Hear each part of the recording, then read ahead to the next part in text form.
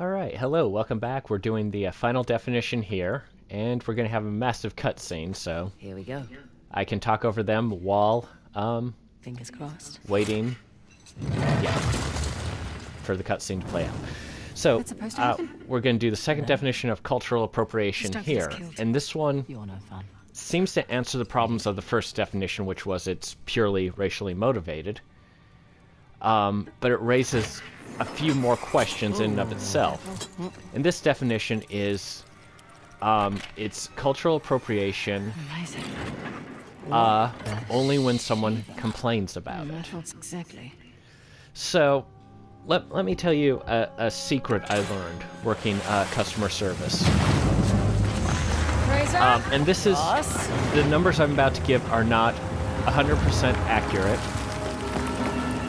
They're based solely upon my own personal observations of these, I think we're gonna be okay. of people. Okay.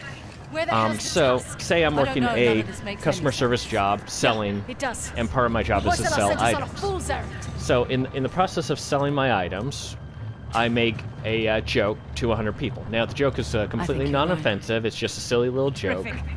No. to aid in give me selling. Now, Ganesh is a symbol of. of the 100 people, Hana about Bajim- 75 Shiva of is the them, symbol of 75 of them will Lenore, find the which was joke the funny. old.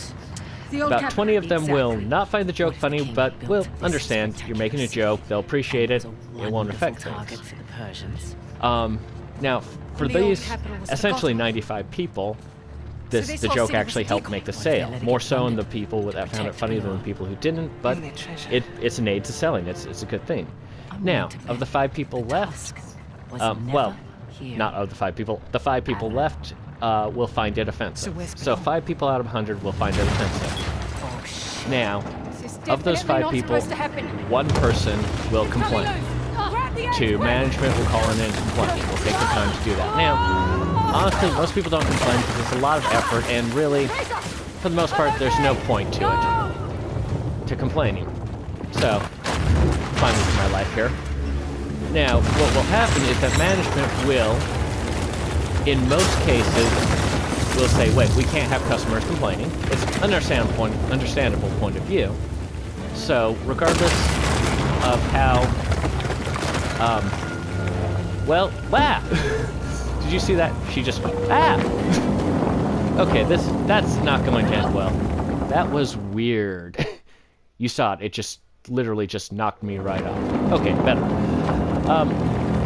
So, management's reaction will generally be to say, well, we can't have people complaining about this particular, about, you know, something our customers are doing, or our employees are doing, even if what they're doing is completely non-offensive, we can't have them doing it. So they will pass the rule down that you're no longer allowed to make this particular joke or any joke to customers while selling them things. Now, it's immaterial that this joke helped make at least 75 sales and probably a few more. What's material is 1 person out of 100 complained about this joke being made. So, it's always, you know, a very small percentage of the population are controlling the rules that govern everybody in this sort of situation. I'm really embarrassed for you right So now. in this situation where the complaints of someone are taken extremely seriously, which, yeah, there are a lot of situations like that, Wasn't there a huge then what waterfall here? tends to happen is that a very small percentage of people control the whole. It was. So in cultural appropriation, if 1 person finds something offensive and starts to complain about it, suddenly Aqueducts. there are a lot of rules that are going to be governing everyone else. Water's channeling there from the And this falls. can create a problem. Amazing. You know, and I think the Moana thing that I talked about in the previous video, that Particularly I do. children are not allowed to, Cocky. or white children of European descent are not allowed to dress up as Moana because they are not Filipino. I believe Moana is Filipino. Correct me if I'm wrong. Never seen the movie, just heard the complaints about it. I hear it's a great movie, and I should really see it. But that's besides the point.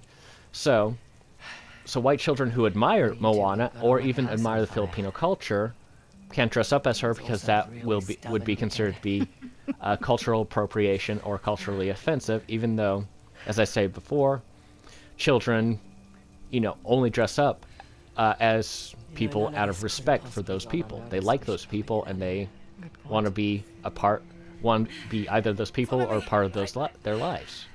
It's really a great form of respect. Now, The water is being channeled towards the so gate, that's let's the follow the biggest problem with the second definition, that it's solely based upon if somebody finds something offensive.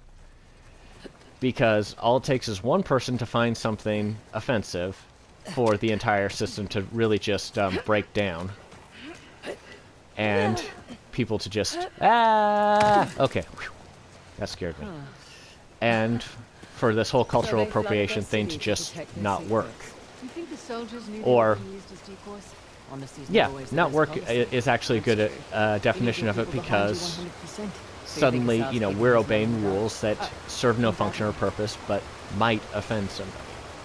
And that's no way to live. Anyone who's lived with an abusive person, abusive parent, or whatever, will recognize that, if you're trying not to offend, you're essentially walking on eggshells, and it's not a good way to live your life.